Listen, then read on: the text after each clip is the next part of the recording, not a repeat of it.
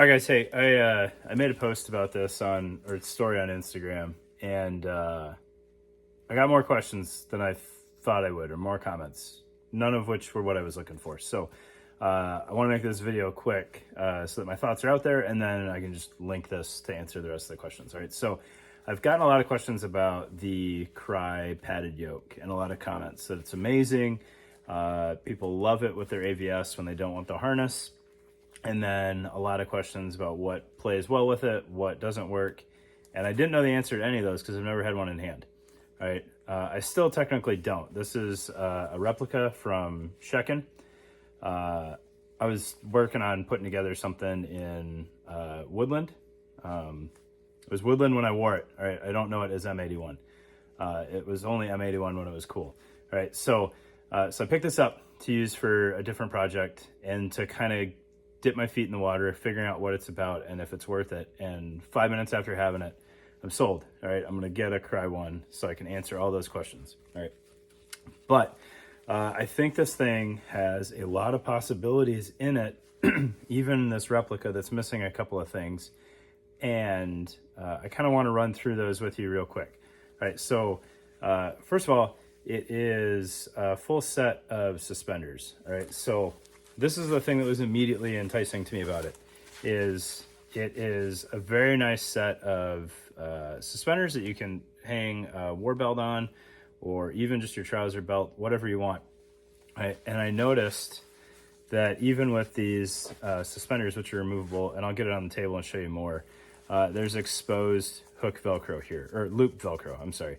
So the question that I posed in the story is, how come nobody is making anything that plays with this outside of Crye? So what I was kind of getting at is, with this exposed loop, you've got a couple of different options, and this isn't going to articulate it super well, but it was handy. So I've got the Shaw placard here.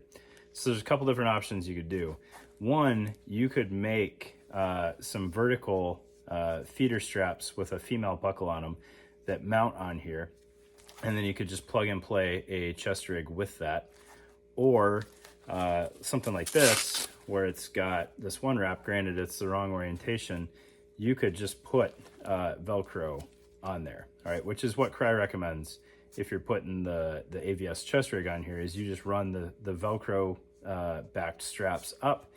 And then because it's, you know, 1.5 inches, 1.5 inches with full continuity, it's not going to go anywhere. Plus you've got these straps to help retain it. So the story on Instagram was for the dudes that are making kit and selling it piecemeal. Why is nobody capitalizing on this with all the hype that these have? Granted, there's not a lot out there on them as far as media goes. You can very easily tie in at least the vertical straps on a chest rig to this. And then you've got to play around with a little bit about how you're going to attach the sides, which isn't nearly as straightforward. There's a couple different options. None of them are overly complicated. But that's kind of what I was getting at, is you could put any platform that you wanted on here, whether it be something like a microfight that just plugs right in, or something a little bit bigger that wraps around more. There's ways to make it work. And this harness, granted it's, I think, a $200 harness, is ready to go. It's a very, very nice kind of HX hybrid, even a Y if you want it to be a Y. A lot of people, when I was clowning on X harnesses, said the Y, like from the taps, is something that they enjoy.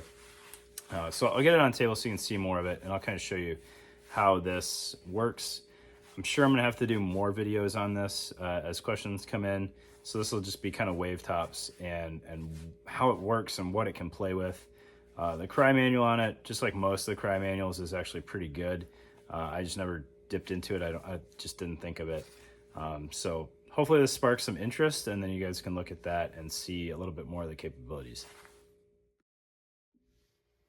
All right, so before I get too much grief on buying a replica product, my moral baseline for buying replicas is if it's something that is still available from the manufacturer, I will not buy a replica.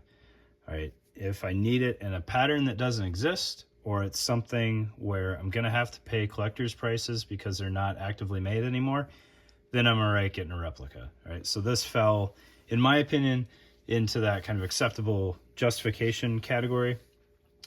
Plus, I just wanted to see what all the hype was about.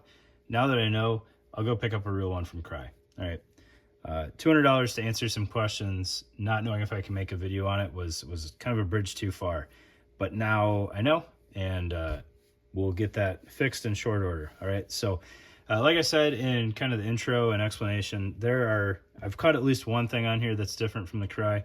I looked at the manual as closely as I could. Granted, it was on my phone, so I might miss other things, but we'll go through kind of how this works and how it's set up, and hopefully it's not too far off from the real thing, but I'll have a real thing soon enough, and I can fix those mistakes as the time comes. All right, so what I noticed was missing right off the bat is these from Crye are built to interface with their war belt suspenders, which is a little odd to me. It's a lot of steps to get to kind of the same point. All right, so this Velcro portion here should be a pass-through on the real one. So you can see I can get my fingers under it on this side, but I can't pass all the way through.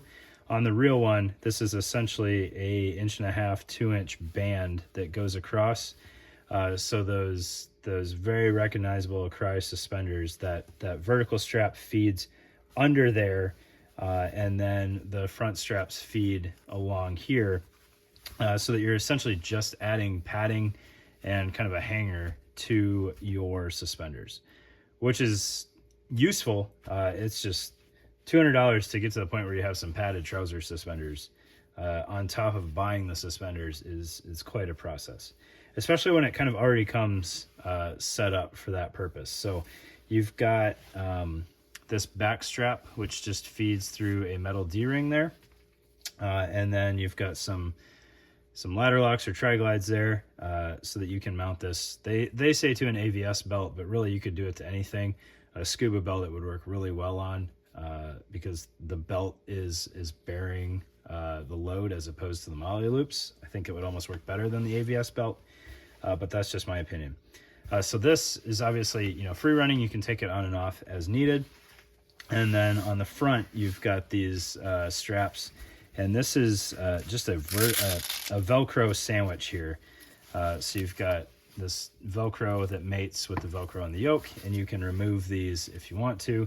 It doesn't change anything that's going on up top, actually, because any Velcro that's on the suspender is mimicked on the yoke itself. So that's kind of the first use right there, is you've got suspenders. All right. Next up, you can integrate this with their AVS detachable chest rig very, very similarly. So instead of having the suspender leads here, you have the vertical straps on the chest rig. They made up exactly the same way here. And then on the back, you would use this strap or a strap that comes with the chest rig. I can't remember how that works, and it's not explained in the manual, and I don't have my chest rig anymore. But this would be your top set of side buckles would feed into here. So even if it doesn't come with a strap, you just need a couple of probably male buckles to weave onto here, and then that attaches. And then obviously the back strap on the chest rig is its own thing. It doesn't relate to this at all. That's the lower strap. Right.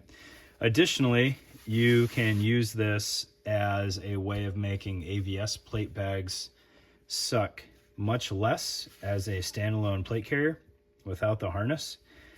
So you would mate up the front plate bags on this Velcro, just like you would mate up the straps on the back plate. All right, so if you want one side quick release, you plug that in there. If you want both of them fixed mount, you just extend both shoulder straps coming off the bag, and they mount in here, easy peasy. If you can't figure that out, you probably shouldn't be messing around with kit anyways. All right, so that mounts there very easily, and then your rear plate bag shoulder straps will feed from the plate bag into these metal D-rings and then back down to the interface of the plate bag and secure there. So much like you secure the quick release on the front plate bag where it goes through the buckle and then back into the plate bag, it's the same way here. So the rear plate bag shoulder straps never interface with any Velcro on the yoke itself. And you can mimic that same process with a JPC front plate bag and then an AVS 1000 rear plate if you would like. A JPC rear plate bag on here, if that was something you want to do, you would kind of only be using this as essentially a shoulder pad. And you would probably have to mate those up running under this Velcro here or this band here, and then just have both shoulder straps on top. So you could do it. I don't know how much value there would be in that. I've never felt like I really needed to invest $200 in padding for a JPC. All right. I don't know, and I forgot to check if this webbing is mimicked on the real one, so I'm not quite sure where that comes into play, if anything. You do have a little bit of cable routing and organization on here. This is some opposing one wrap here. So if you've got some comm wires or something that you need to mount, you can do that. These are just straight webbing, which just helps keep Velcro from tearing away from itself. You could do some routing through there, like if you had a cattails antenna or something like that, you could run that through there. Looking at the interface, again, I don't know how true to reality these are. I don't know if that 3D spacer mesh is there. I don't know how much different the padding is. This is pretty minimal padding. Like you could wear this under a ruck without any issues.